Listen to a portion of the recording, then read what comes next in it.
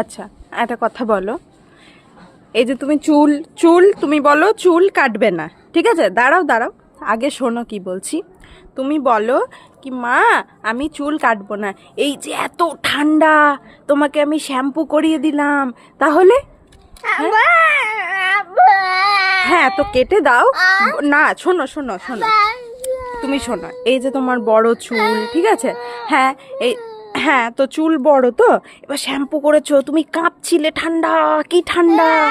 হ্যাঁ তাহলে তাহলে চুল শোনো, চুল তাহলে কেটে দিই, যদি আমি কেটে দিই তাহলে আর ঠান্ডা লাগবে না। হ্যাঁ গো শোনো, তুমি যদি চুল ছোট, সে ঠিক আছে তুমি বাঁধবে আমি বুঝলাম, কিন্তু ঠান্ডা লাগবে না। না কেটে নাও মা,